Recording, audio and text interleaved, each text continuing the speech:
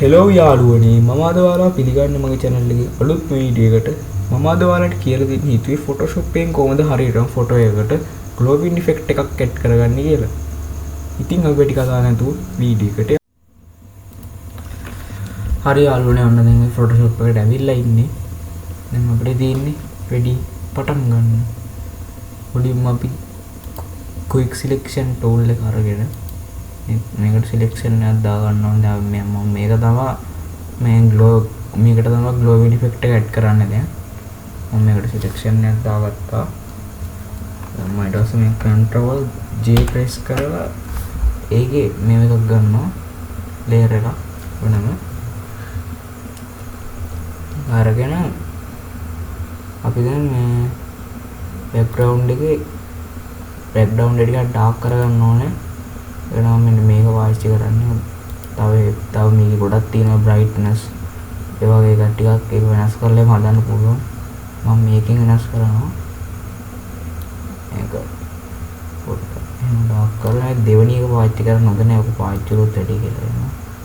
ඔයි පොඩ්ඩක් මම හදා ගන්නවා මේක. මේ තරම් කලර් වලට අවුලන්නේ නැහැ. අර ඇදුවාම ප්‍රශ්නයක් නෑ.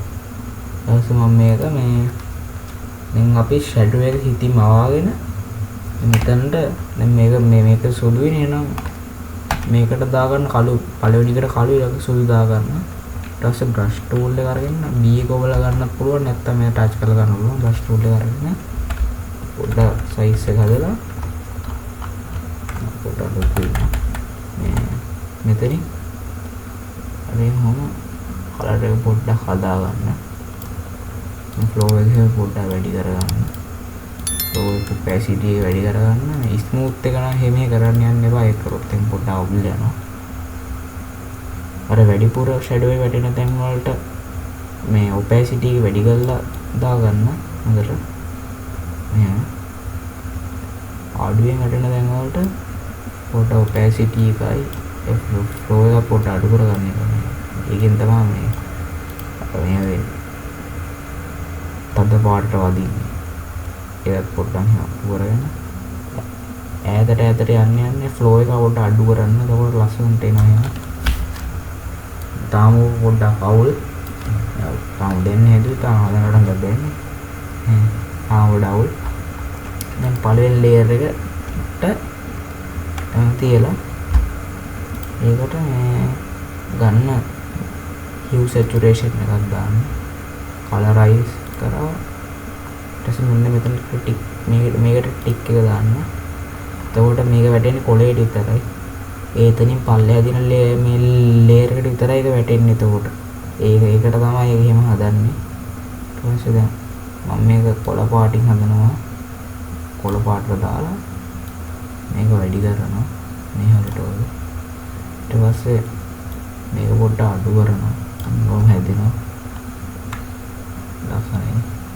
හරියම හදාගෙන මේ ඊළඟට මේක මෙහෙම මේ වෙලා තියෙද්දිම මේක ඔබලා යන උඩ තියෙන salt color වලට ඊට පස්සේ මෙතනින් තෝරගන්න අර කලින් තෝරගත්තා කොළ පාට.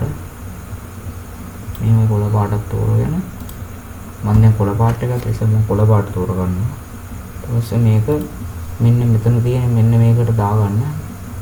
මේකට දාලා මෙන්න මේක මේ ක්ලික් කරලා control එකයි I එකයි press කරන්න. ඊළඟට brush tool එක අරගෙන මේකට දාගන්න සුදු පාට දාගෙන සුදු පාට දාගෙන මේ brush එක ටිකක් ලොකු කරගන්න. ඊට පස්සේ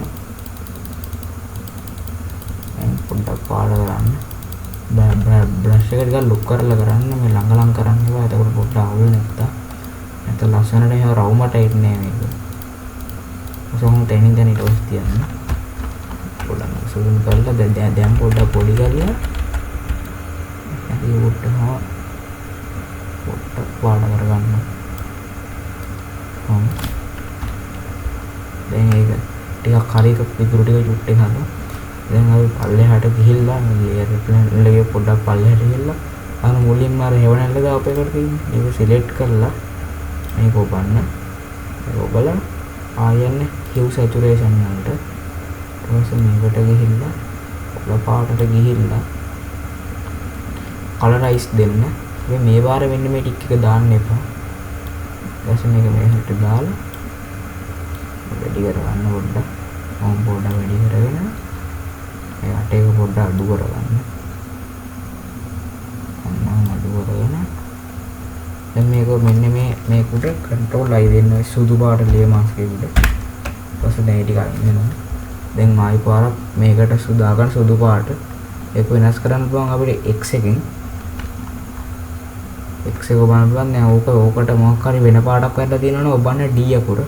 දෙකට නිකම්ම default එකට වැටෙනවා. මෙතන දැන් මේක පොඩ්ඩක් වනල්ල පොළ පාට කරගන්න දැන්. මේ flow එක පොඩ්ඩක් වැඩි කරගන්නවා. flow එක අඩු කරලා කියලා තියෙන්නේ. හරි. වාට වාගේක පොඩ්ඩක් ඇතර පේනවා ඒක. එහෙනම් තමයි හැමෝටම. තමන්ගේ ඒක ඇතර පේනද මටත් මයික් ඇතයි. කමන්නේ ඔක්කොයි කරගන්න. හරි. මේ පොඩ්ඩක් ඇටින් තියාගෙන බලන්න කොහොමද මේක ලස්සනට පේන්නේ කියලා. වාට ඕන මේ කොළ පාට මේ ලා වගේ නම් මේකටම තව කොළ පාටක් වඩ එඩ් කරගත්තේ නේ අර තව කොළ පාට මික්ස් වෙලා එනවා වගේ වෙන්නේ මේ ලා කොළ නගත්තේ. දැන් මේකට දාන්න තද කොළක් වගේ තද කොළක් සිලෙක්ට් කරලා එහෙමත් අර තියෙනවා මේක කන්ට්‍රෝල් එකයි අයියෝ මේක මේ වෙලා ඒකට එකට දුන්නාම කියනවා මේ කලින් මේකට දා ගන්න සුදු ඊට පස්සේ තව පොඩ්ඩක් මෙහෙම කරාම දැන් මේක වැටෙන්නේ ඩාර්ක් කොළ ඩාර්ක් කොළ වැටෙනවා. දැන් අර කොළ ලේයර් දෙකක් තියෙනවා. පොඩ තව පොඩ්ඩක් අර පැහැදිලි ලස්සනයි. මම තමයි රොබන් ජෙට් එක දාගන්න. දැන් ඒ සමහර කොළ පාට වැඩි තැන් වලට මේ පාට මාරු කරන්න. දැන් මේ උඩ තියෙන සුදුනේ එතකොට පාට වෙනවා. ඒකට කළු කරාම ඒක පාට වෙන්නේ නැහැ. මෙන්න එහෙම පොඩ්ඩ අඩු කරගන්න වැඩි තැන් වලින්. පොඩ්ඩ අඩු කරගන්න. ඊට පස්සේ වල පුරන ලස්සනට වටුමදී හදාගන්න. නම් ග්ලෝවින් ඉෆෙක්ට් එකක් හදලා ඉවරයි. මොකද මේ වීඩියෝ ගැන හිතන්නේ කියලා කමෙන්ට් සෙක්ෂන් එකේ දාගෙන යන්න. subscribe කරන්න, like එකක් දාගෙන යන්න. එහෙනම් යාළුවනේ මුන් ගියා. bye.